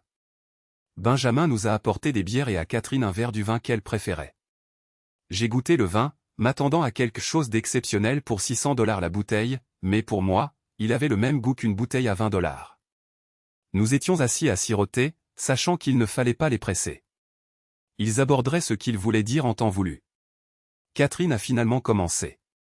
Tu sais, nous contribuons beaucoup à plusieurs organisations caritatives, n'est-ce pas? Surtout que nous pouvons en déduire la majeure partie. Nous préférons de loin le donner à des organisations qui pourraient réellement améliorer le monde plutôt que de laisser le gouvernement le gaspiller. Victoria nous a approchés plusieurs fois dans son nouveau poste, et nous envoyons toujours un chèque généreux. J'ai soudainement su que je n'allais pas aimer la tournure que prenaient les choses. Nous nous rendons parfois aux événements organisés pour ces œuvres caritatives, un peu comme une marque de soutien. Notre raisonnement est que si nous les soutenons publiquement, cela peut influencer d'autres personnes. Il y a environ un mois, nous avons assisté à un dîner de gala au Four Seasons. $1000 par couvert. Tous les bénéfices allaient à l'organisation caritative. Victoria était là, en coulisses, à tout coordonner. Elle était occupée et nous n'avons pas eu l'occasion de lui parler. Je ne pense pas qu'elle ait même réalisé que nous étions là. La nuit était presque finie. Les tables étaient débarrassées et l'orchestre jouait pour ceux qui désiraient danser. Nous étions sur le point de partir quand je l'ai revue. Catherine m'a montré une photo de Victoria dans une robe que je n'avais jamais vue. Elle mettait très bien sa silhouette en valeur, mais je ne regardais pas vraiment la robe. Au lieu de cela, j'ai remarqué l'homme avec qui elle était. David Duncan, a dit Catherine, répondant à ma question non formulée. Il est très riche et un dragueur notoire. Il se rend à ces événements espérant faire une conquête et aime séduire les femmes mariées. Il est très doué, Michael. Il a même essayé ses techniques de drague sur moi 1 ou 2 fois avant d'abandonner. J'ai utilisé les toilettes et je suis retourné vers Benjamin, en lui montrant la photo. Nous nous sommes fondus dans le décor, ce qui n'était pas difficile dans une foule de 500 personnes. Les hommes étaient tous en smoking et les femmes en robe de soirée. Nous avons pris quelques autres photos, dont certaines étaient inappropriées. C'est pourquoi nous voulions que tu sois là. Ce ne sont pas nos affaires, mais tu es l'un de nos plus vieux amis, alors nous avons décidé de te le dire. Ce que tu feras de cette information ne tient qu'à toi. Nous ne voulions pas que tu répètes les erreurs du passé.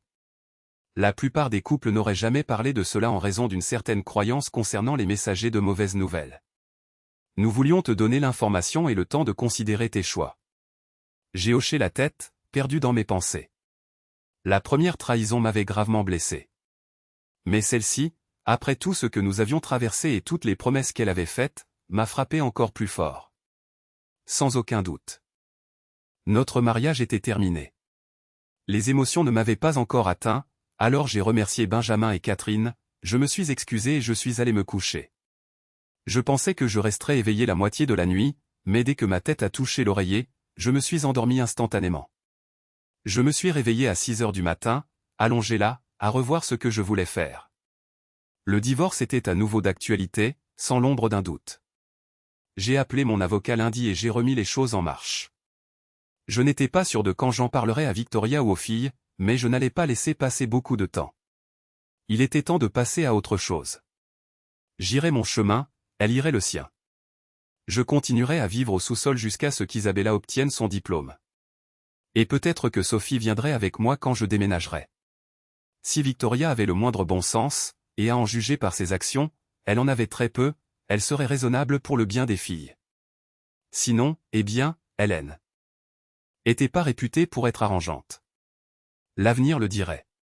Nous avons passé les 2 jours suivants à regarder les filles s'amuser, bien que nous ayons également participé aux activités. Catherine avait décidé qu'elle voulait des chevaux, alors ils avaient construit une écurie de 6 box et l'avaient remplie.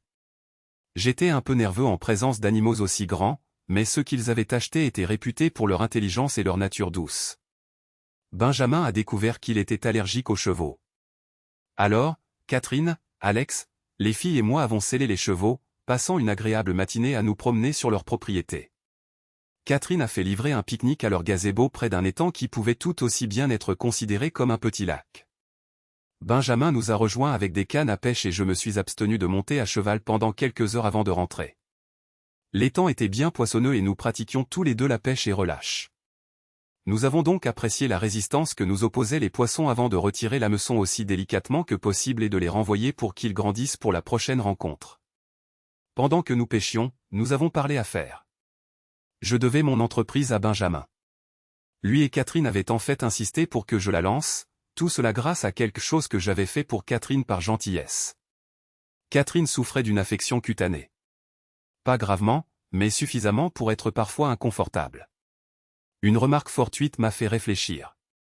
En tant qu'ingénieur civil spécialisé dans les systèmes de construction pour les structures à plusieurs étages, j'ai décidé de créer ce que nous avons déposé sous le nom de système SAFHOM. C'était un système intégré de sécurité et de confort pour maisons intelligentes qui pouvaient être installées dans n'importe quelle résidence. Il comprenait une filtration d'air avancée, un contrôle de l'humidité, une régulation de la température et une surveillance de la sécurité, le tout contrôlé depuis un hub central ou une application smartphone.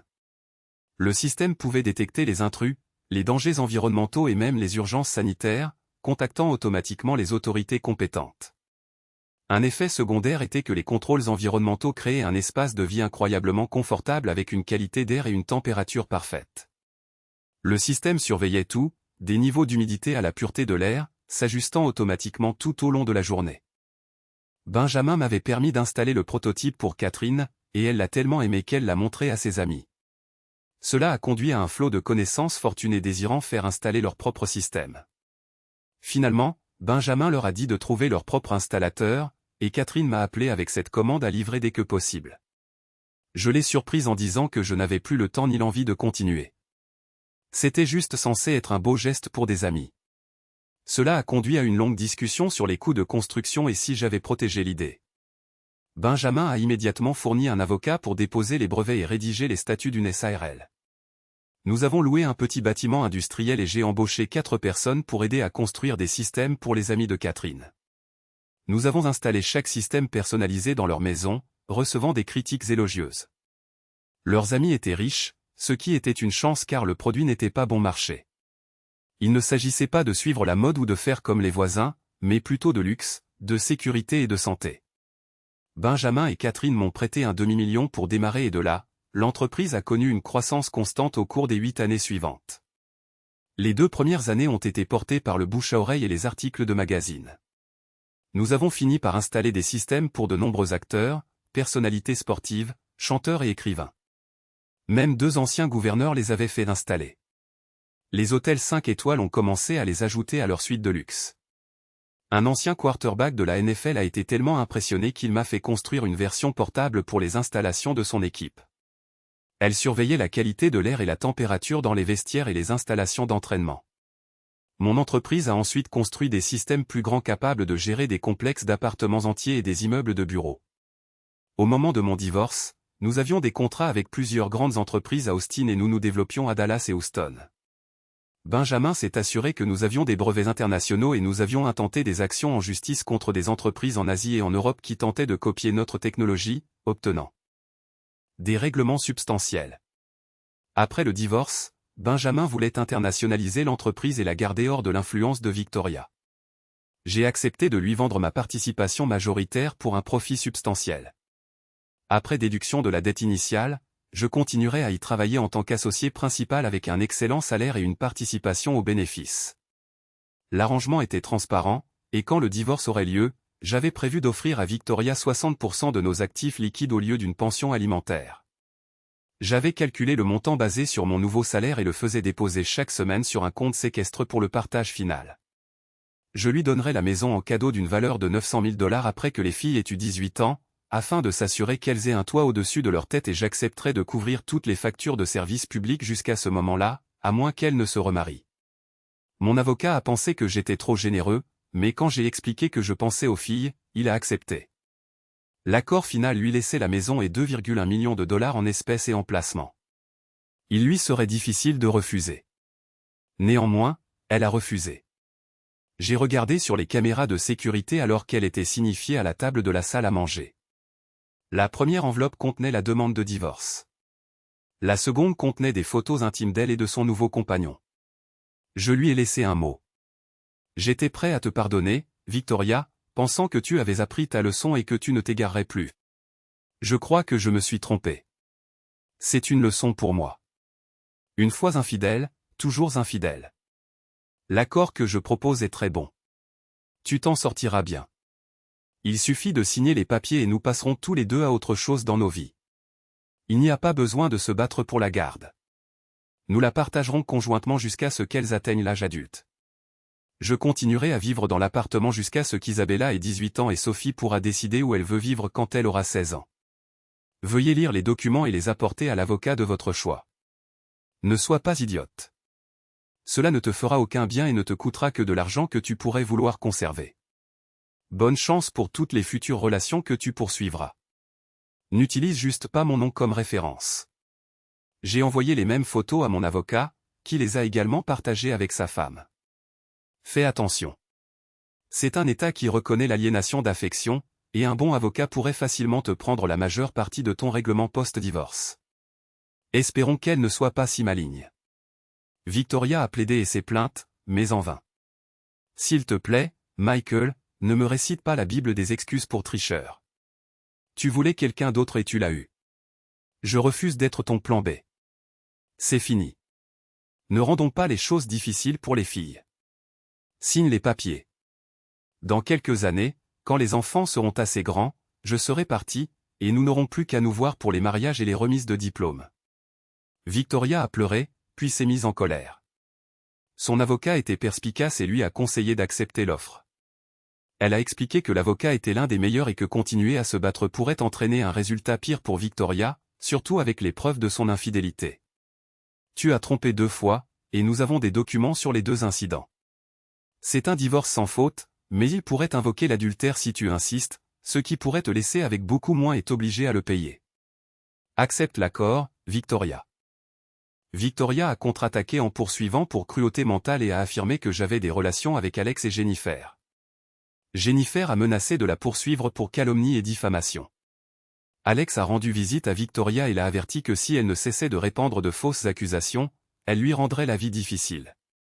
Alex a laissé entendre qu'elle avait des relations qui pourraient causer de sérieux ennuis à Victoria si elle persistait. Réfléchis avec ta tête plutôt qu'avec tes émotions tant que tu as encore des choix, a-t-elle conseillé. Alors Victoria était acculée. L'avertissement d'Alex avait été clair et Victoria était visiblement angoissée. Quelques semaines plus tard, une femme que je ne connaissais pas s'est présentée à mon bureau, disant que cela concernait mon divorce. Je l'ai fait entrer et j'ai allumé l'équipement d'enregistrement que j'utilisais souvent pour les négociations. La femme était très attirante, environ 10 ans plus âgée, mais paraissant mon âge. Je suis désolé de m'être présenté sans prévenir, Monsieur Thompson. Je suis Barbara Duncan. Je crois que votre femme connaît mon mari. Un déclic. Son mari était celui impliqué avec Victoria. Je lui ai pris la main. Je me trouve dans une position délicate, Madame Duncan, de Dave. Oyez m'excuser pour les actions de ma femme. Elle secoua la tête. Je suis presque certaine que ce n'était pas de votre fait, et je sais que ce n'était pas le mien. C'étaient 2 adultes, tous 2 ayant un historique de mauvais choix, qui se sont probablement encouragés mutuellement. Ce que je suis venu demander est une faveur. Il semble que vous ayez des photos et des témoignages que je pourrais utiliser dans mon divorce. Envisageriez-vous de les partager?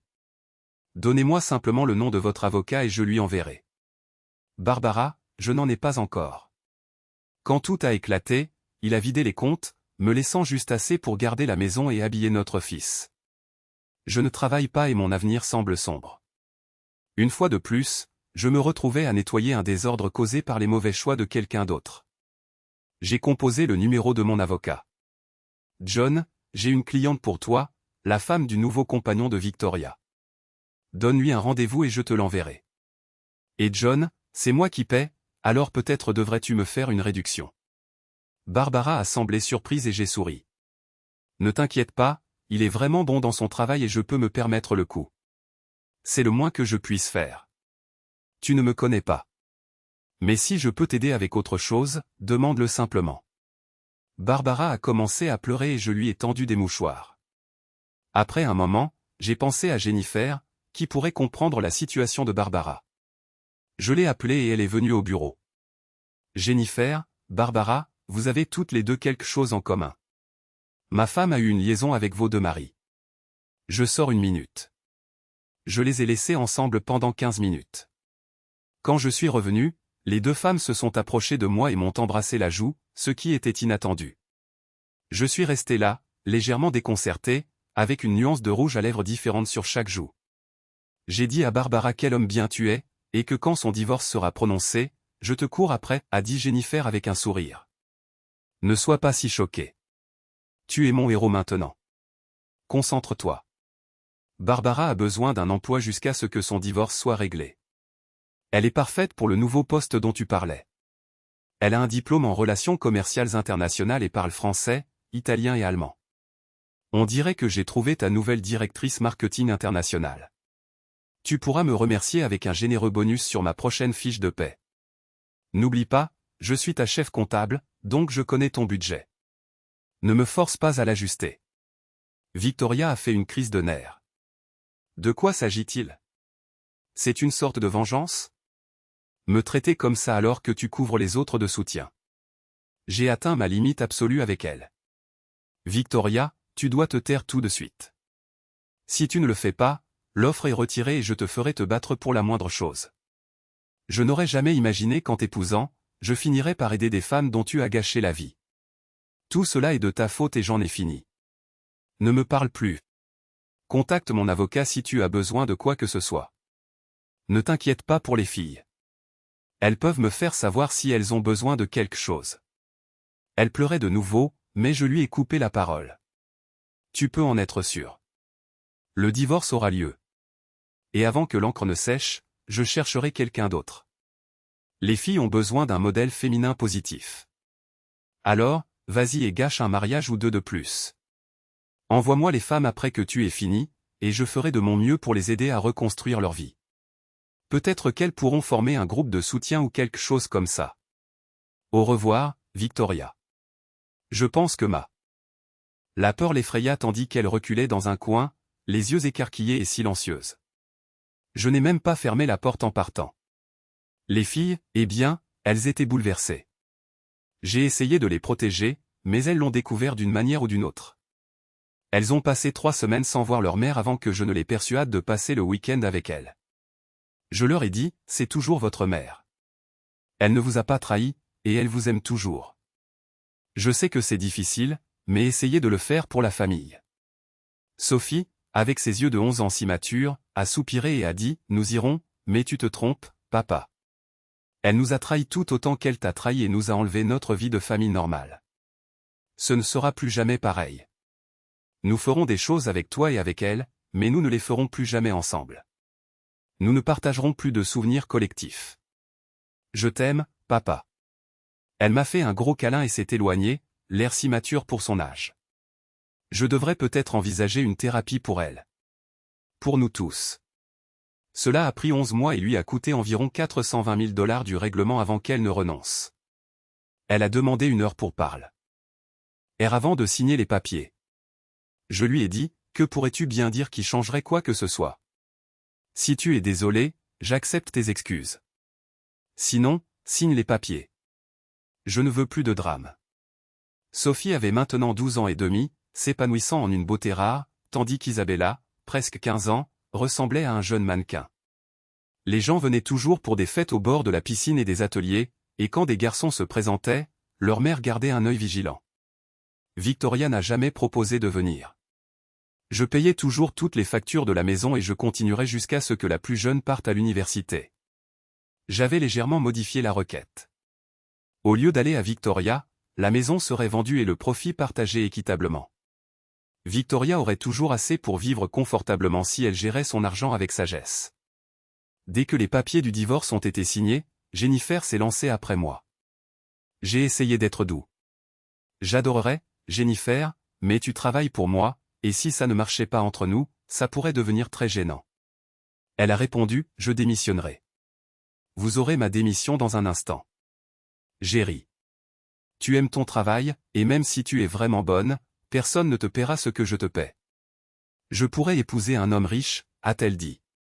Mais ça prendrait beaucoup de temps si jamais ça arrivait. S'il te plaît, arrête, a-t-elle soupiré. Eh bien, je devais essayer. J'ai porté quelque chose de spécial aujourd'hui, juste pour toi. Ces choses sont inconfortables. Elle a passé la main sous sa jupe, a retiré un vêtement et me l'a tendu. Voici un souvenir de ce que tu as refusé. Pense à moi le reste de la journée. En sachant que je ne porte rien sous cette jupe. Alors qu'elle tournait et partait, j'ai eu un aperçu. J'ai mis l'article dans le tiroir de mon bureau.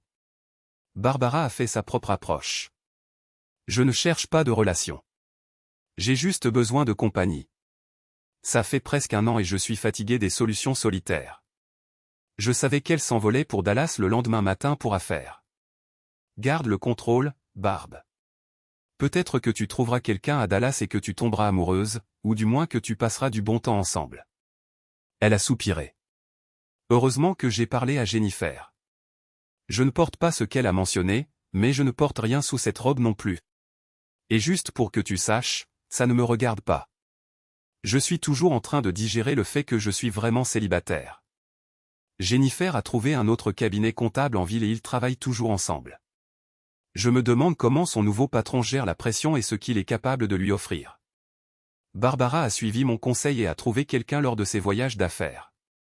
Elle a déménagé à Dallas et dirige maintenant nos opérations au nord du Texas. J'ai passé environ 9 mois à fréquenter quelques femmes que j'avais rencontrées par des amis et lors d'événements sociaux. J'ai découvert que même si j'avais encore une certaine attirance physique, rien ne se développait vraiment au-delà. Benjamin et Catherine ont fait de leur mieux pour me soutenir. J'avais les filles occasionnellement, et nous passions de bons moments ensemble. Alex était parti, disant que même si elle aimait les filles, il était temps pour elle de passer à autre chose. J'étais déçu mais je comprenais. 13 mois après le divorce, Victoria s'est fiancée à quelqu'un qu'elle avait rencontré grâce à son travail bénévole. Quand j'ai appris les fiançailles, je me suis demandé si Victoria ne serait pas plus heureuse ailleurs, et elle a compris l'allusion et a déménagé à Houston. J'ai rencontré son fiancé quelques fois. Il semblait être un type bien, et le mieux, c'est qu'il n'avait été impliqué dans aucune relation précédente qui se soit terminée. Les filles l'aimaient bien. Il avait un bon sens de l'humour et n'essayait pas d'agir comme une figure paternelle. Parfois, il les emmenait au cinéma ou au restaurant pendant que leur mère travaillait. Étrangement, je ne me sentais pas menacé et j'étais content qu'elles s'adaptent bien. Puis un jour, elles sont rentrées à la maison l'air triste. Au cours de la soirée, j'ai appris que Josh avait rompu les fiançailles. Je leur ai demandé si elles savaient pourquoi. Sophie a dit sérieusement, « Papa, c'est maman. » Qu'est-ce que tu crois qu'il s'est passé? J'étais devenu suffisamment à l'aise avec Victoria pour pouvoir interagir avec elle sans ressentir de ressentiment, mais je n'encourageais pas le contact. J'avais retiré tout l'équipement de surveillance parce que ce n'était plus mon affaire. Pourtant, j'ai été tenté de le réinstaller quand Josh est apparu. Je me suis demandé si Victoria se comportait toujours de la même manière qu'elle le faisait lorsque nous étions ensemble. Heureusement, je n'ai jamais cédé à cette tentation. 21 mois après le divorce, je suis rentré chez moi pour trouver une vieille amie assise sur mon canapé. Alex était venu en ville et s'était arrêté pour voir les filles. Isabella avait maintenant 16 ans et demi, et je lui avais acheté une voiture pour son grand anniversaire. Elle avait choisi une Jeep à 4 roues motrices, ce qui était plus sûr que beaucoup d'autres voitures que les adolescents voulaient généralement. Les deux filles étaient populaires à l'école, et il était logique qu'elles aient un véhicule capable de gérer leurs activités. Sophie est venue vers moi en bondissant, excitée. « Papa, devine quoi? Alex veut nous emmener faire du camping et Isabella vient avec nous.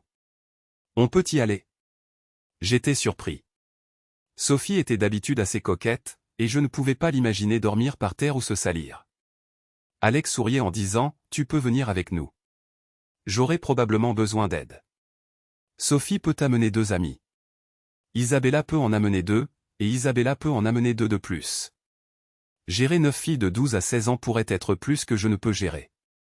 Je doute qu'il y ait quoi que ce soit que tu ne puisses gérer. Tu les auras organisées comme une machine bien huilée. Viens avec nous, papa. Nous aurons besoin de quelqu'un pour porter les choses et préparer les repas. Tu ne t'attends pas à ce que nous fassions tout, n'est-ce pas? Nous serons en vacances. Isabella a souri d'un air narquois. Je détecte une conspiration ici. D'accord, je vais faire des plans. J'ai des congés qui arrivent, alors ce serait peut-être une bonne idée de les utiliser. Tu apportes ce bikini blanc, Alex? Alex a effectivement rougi. Pas pour ce voyage. Je vais probablement m'habiller de manière plus appropriée puisque c'est un groupe de jeunes filles. Je ne veux pas qu'elles voient quoi que ce soit d'inapproprié. J'ai un peu rougi moi-même. D'accord, j'essaierai de ne pas être inapproprié avec mes filles. Elles ont ricané et je suis allé commander des pizzas pendant qu'elles planifiaient leur équipement de camping sur l'ordinateur portable de Sophie. J'avais le pressentiment que ce voyage allait me coûter cher. Alex est venu tous les quelques jours avant le voyage pour vérifier leurs achats et s'assurer qu'elles étaient préparées. Elle leur a fait pratiquer le montage et le démontage des tentes jusqu'à ce qu'elles puissent le faire les yeux fermés. L'amie d'Isabella était souvent avec elle, montrant qu'elle avait hérité à la fois de l'intelligence de ses parents et de la beauté de sa mère. Je n'avais pas parlé à Victoria depuis quelques mois. Elle avait eu plusieurs hommes chez elle, m'envoyant les filles pour la nuit quand elle avait des rendez-vous. Je ne pouvais m'empêcher de penser qu'elle n'était pas vraiment un modèle en ce moment, mais les filles semblaient assez sensées à ce sujet. Puis un jour, elle a appelé, voulant me parler des filles. Mon système d'alarme s'est déclenché. Ce ne pouvait être une bonne nouvelle, alors je l'ai rencontrée à sa porte d'entrée et elle est allée droit au but. Arrête d'empoisonner mes filles contre moi. J'en ai marre d'entendre parler d'Alex. Elle peut faire ceci et cela. Mais si tu es impliqué avec elle, tiens-la éloignée de mes filles. Il m'a fallu un instant pour retrouver ma voix et un autre pour me calmer suffisamment pour paraître raisonnable. J'ai commencé par rire. D'une femme qui a eu une parade de compagnons ces derniers mois, tu penses que les filles sont assez naïves pour croire que tu restes juste assise toute la nuit? Quel hypocrite. Au fait, je ne suis pas impliqué avec Alex, mais même si je l'étais, ce ne serait pas ton problème. J'ai essayé de ne pas me mêler de tes affaires, alors s'il te plaît, ne te mêle pas des miennes. Tu as l'air d'avoir eu du mal. Peut-être devrais-tu retourner à la salle de sport, te faire coiffer et prendre soin de toi. Pour les filles au moins. Je l'ai laissée choquée et bouleversée juste au moment où Alex arrivait en voiture. Je l'ai surprise en lui donnant un baiser passionné. Au début, elle a été surprise, mais ensuite elle a répondu, et avant que je ne m'en rende compte, nous étions pris par le moment. Nous nous sommes séparés en entendant des applaudissements et une porte claquer. Les filles s'étaient précipitées dehors en voyant Alex arriver, et il fut amusant de voir Alex, d'ordinaire si posé, rougir. « Pourquoi as-tu fait ça ?» a-t-elle demandé. J'ai souri. Parce que j'ai toujours voulu le faire et que ça a dépassé tous les fantasmes que j'avais sur toi. Honnêtement, je l'ai fait en partie pour l'effet de surprise et en partie parce que je voulais voir si ça faisait aussi bien que je l'imaginais. Et j'aimerais vraiment réessayer pour m'assurer que ce n'était pas juste un coup de tête. Alex m'a attrapé et m'a embrassé à nouveau. Quand nous nous sommes séparés, je l'ai surprise en lui laissant une petite marque sur le cou.